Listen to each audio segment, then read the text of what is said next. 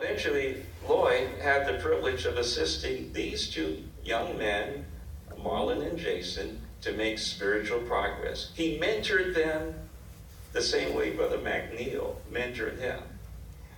So these brothers got baptized.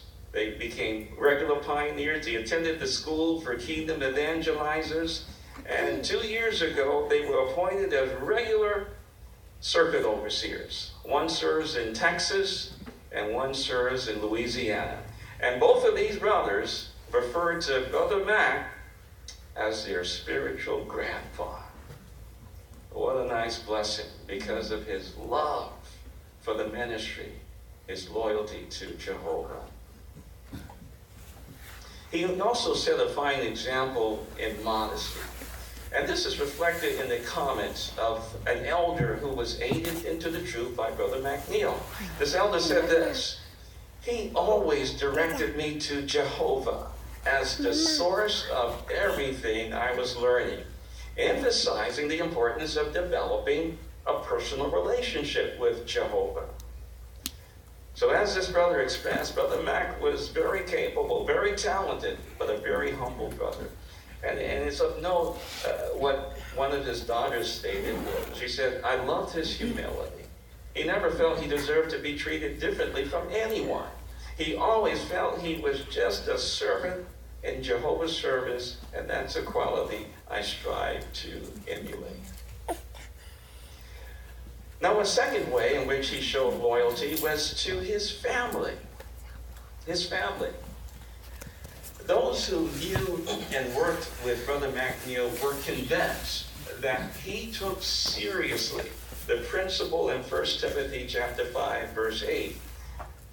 He truly provided for those who were his own, and especially those who were members of his household. He provided for them spiritually, materially, emotionally. And Sister Olive McNiel beautifully summarized his headship. I'd like to share it with you. Here's what his dear wife said: "Vincent was a great provider and made sure that we would never have to worry about anything. He provided a safe spiritual environment in our home, and his steadiness made my role as wife and spiritual partner that much easier." Beautiful expression, Sister McNiel. And what a fine example he set for all of us who are family heads. Now, how did Brother McNiel reflect the godly quality of loyalty in that third major area of his life? And that is loyalty to Jehovah's organization and his Christian brothers. Well, to assist us in this area, we're going to interview brothers Howard Pierce, Hayden Jordan, and Delroy Edwards. We're going to start with Brother Pierce. Brother Pierce, we understand that Brother and Sister McNiel knew you before you were born. Well, you were... That's correct. So you go way back with them. What observation can you share with regard to Brother McNiel's loyalty to God's organization in the congregation? What I've always observed about Brother Georges is that when it comes on to making decisions, he always either read or referred to something that is written instead of pushing his own ideas.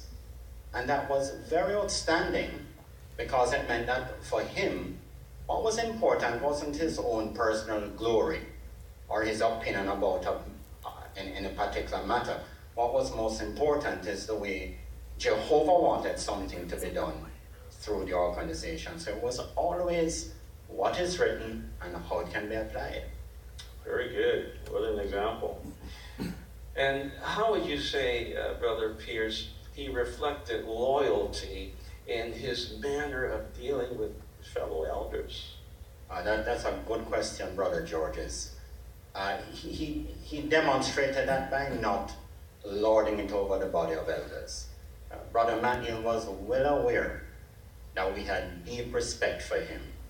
No, you just couple that deep respect with the fact that he was on the branch committee, and what that meant is that just about anything he said at elders meetings or otherwise, we would just go along with it without questioning it. But he was never like that.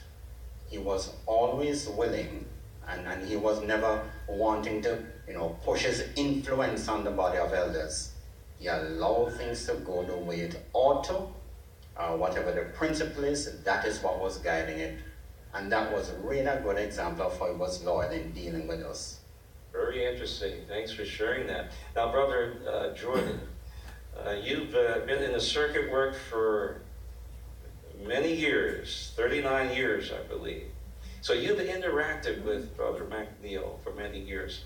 What observations can you make with regard to his expressions of loyalty to God's organization? Brother McNiel was truly a very loyal brother. We know that although he had many years of service, dedicated, intellectually bright, and had all the responsibilities, he never ever made us feel intimidated. In fact, he served for years as the assembly overseer in the circuit, and for many years as a coordinator in his congregation. And yet he was willing to step aside so that younger men whom he had trained could now take up the mantle and continue the good work that he had set. Well, that's an excellent example he set. Now, Brother Jordan, can you share with us a specific example that reflects his loyalty in interacting with circuit overseers? He respected us as circuit overseers, and we found pleasure with working with him. I recall an experience one of our circuit overseers made, Brother Errol Maddox. He said he came to this circuit, a young circuit overseer.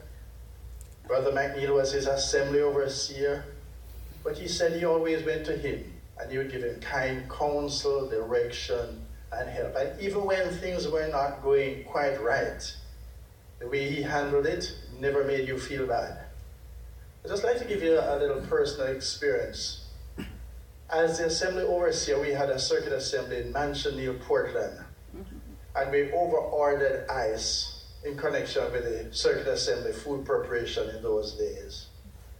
And when we were finished, a big block of ice was left over, and he turned to us and says, "What are we going to do with all this ice?"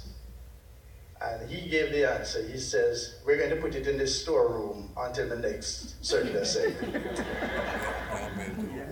Of course, there was somebody there who thought he was a little bit brighter than Brother Mac. And he said, "It will melt."